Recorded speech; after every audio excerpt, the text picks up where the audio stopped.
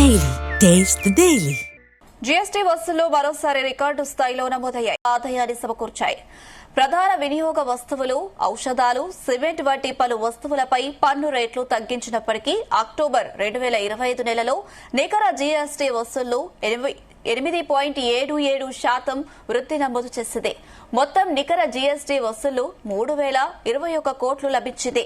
ఇక స్థూల GST వసూళ్లలో October నెలలో మూడో అత్యధిక స్థాయి నమోదైంది. మొత్తం 3,490 కోట్ల జీఎస్టీ వసూళ్లు నమోదయ్యాయి.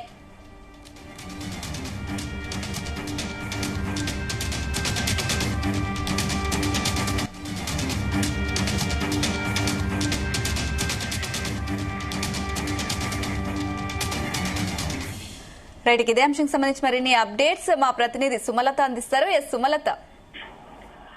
ఓకే అనుష, ఇప్పటి వరకు అయితే జిఎస్టీ దానికి సంబంధించి కూడా ఐజిఎస్టీ స్టేట్మెంట్ ప్రకారం వేగవంతం చేయాలంటూ ఏదైతే పెద్ద పెద్ద బకాయిలు ఉన్నారో వాటిపైన కఠినమైన చర్యలు తీసుకోవాలని, పనితీరుపై కూడా ఒక నియమాన్ని పాటిస్తూ పన్నులు వస్తువులపైన ప్రతిభ చూపించాలంటూ కూడా అధికారులకు అధిక ఆదాయ సామర్థ్యం గల వారి ప్రాంతంలో నియమించాలంటూ కూడా చెప్పారు.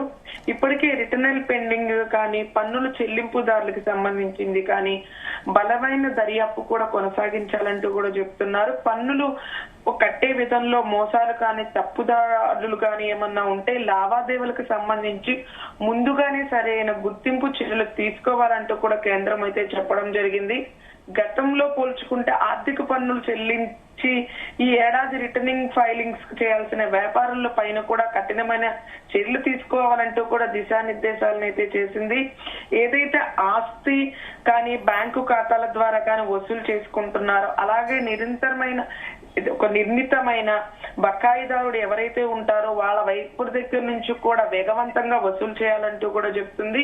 ఇప్పుడు అక్టోబర్ నెల నుంచి చూసుకుంటే, అక్టోబర్ 2025 వైపు వరకు చూసుకుంటే 4,459 కోట్లు వసూలయ్యాయి. కానీ గత ఏడాదితో పోల్చుకుంటే ఈ ఏడాది అధికంగానే జిఎస్టీ అయితే వసూలు ఎక్కువగా ఉన్నాయంటూ కూడా చెప్తుంది. దీని ఫలితంగా చూసుకుంటే రాష్ట్ర ప్రభుత్వం కూడా ఏంటంటే సమర్థవంతమైన పన్ను పరిపాలన కానీ, బలమైన పర్యవేక్షణ కానీ, డేటాకు సంబంధించిన ఆధారిత చర్యలు తీసుకోవాలంటూ కూడా, పన్నులు చెల్లించాలంటూ కూడా, దాన్ని విస్తరించే విధంగా కూడా చేయాలంటూ కూడా ఏదైతే పన్నుల ప్రధాన రాష్ట్ర కార్యదర్శి ఎవరైతే ఉన్నారో కమిషనర్ కి సంబంధించిన బాబుయే కూడా ప్రకటించడం అయితే జరిగింది. ఈ జిఎస్టీ వసూలు కూడా మరొకసారి రాష్ట్ర స్థాయిలో నమోదైనాయి.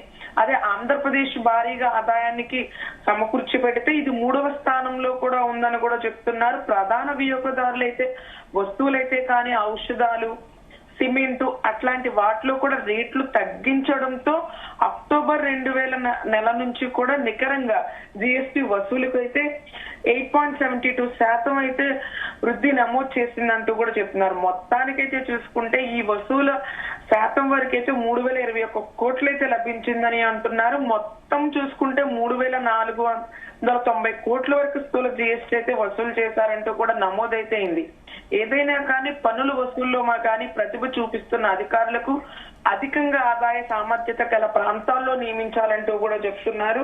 మొత్తానికి అయితే కానీ ప్రభుత్వం చర్యలు అయితే కొన్ని తీసుకుంది. వాటికి సంబంధించింది ఏంటంటే డేటా అనాలిసిస్ వినియోగం కానీ, పన్నులు వేగవంతం చేయటం కానీ, ఏదైతే తప్పుడుగా అంటే ఐటీసీటీ క్లైమ్ గుర్తించే విధంగా ఆధునిక డేటాను కూడా విశ్లేషణంగా ఉండేటట్టుగా పనితీరును పెట్టాలి. అలాగే పద్ధతిని కూడా వినియోగించుకునే విధంగా అయితే కొన్ని సిస్టమాటిక్ పద్ధతులను అయితే తీసుకొచ్చారంటూ కూడా చెప్తున్నారు. ఇప్పుడు చూసుకుంటే కానీ పెట్రోలు ఎన్నో కోట్ల వ్యయంతో కానీ వృద్ధి చెందిందనే చెప్పుకోవచ్చు.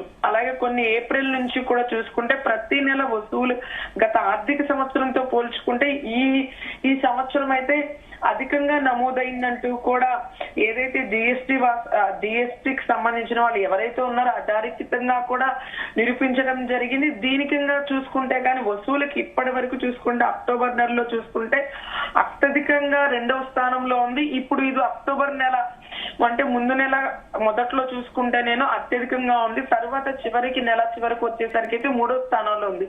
ఏదైనా కానీ ముందు సంవత్సరంతో పోల్చుకుంటే ఈ సంవత్సరం అధికంగా అయితే వసూలు అయిందని చెప్పుకుంటున్నారు. రాష్ట్ర ప్రభుత్వం కూడా జిఎస్టీకి 2.0 సవరణ కింద అమల్లో తీసుకురావటం వలన అక్టోబర్ నెల ఆదాయం వృద్ధి చెందిందంటూ కూడా చెప్తున్నారు. ప్రధానంగా వినియోగాలు, వస్తువులు, ఔషధాలు వాటికి సంబంధించి కూడా ఎక్కువగా వినియోగం కూడా ఎక్కువగా పెరిగిందని అన్నారు.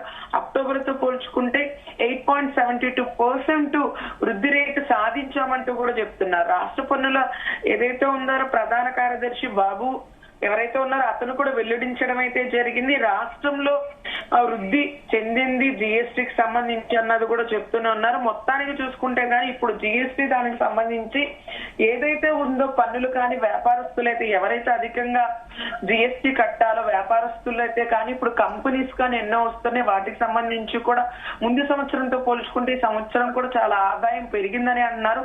కేంద్ర రాష్ట్రం సమన్వయంతో ముందుకు వెళ్తుంది కాబట్టి ఈ పనితీరు ఆధారితంగా నియమాలు చేస్తూనే ఉన్నారు. ఆ నియమాల ప్రకారమే పన్నుల వస్తువులు కానీ ప్రతిభ పెంచే విధంగా అధికారులను కూడా సమన్వయంతో చేస్తూ అటువైపున కేంద్రం ఇటువైపు రాష్ట్రం కూడా సమన్వయంగా ముందుకు వెళ్తుందనే చెప్పొచ్చు. ఇప్పుడు వరకైతే చూసుకుంటే మామూలుగా అయితే ఐజిఎస్టీ వరకు అయితే రిటర్వల్ వరకు వచ్చేస్తే 279 కోట్ల వరకు అయితే తప్పుడు క్రెడిట్లు రద్దు చేశామంటూ కూడా చెప్తుంది. కొంతమంది క్రెడిట్ కార్డ్స్ కానీ అట్లాంటి వాటి ఇవన్నీ ఉన్నా వాటిపైన జిఎస్టీ కానీ కంపెనీస్ అయితే కానీ ఏదైతే వ్యాపారస్తులు వాటికి సంబంధించి వస్తువుల పైన కూడా ఒక నిర్దిష్టమైన జిఎస్టీని అయితే ఏర్పాటు చేశారు. ఆ జిఎస్టీకి సంబంధించి కూడా సమన్వయంతో ముందుకెళ్తున్నారని కూడా చెప్తున్నారు. Anusha. Right Sumalatha, thank you.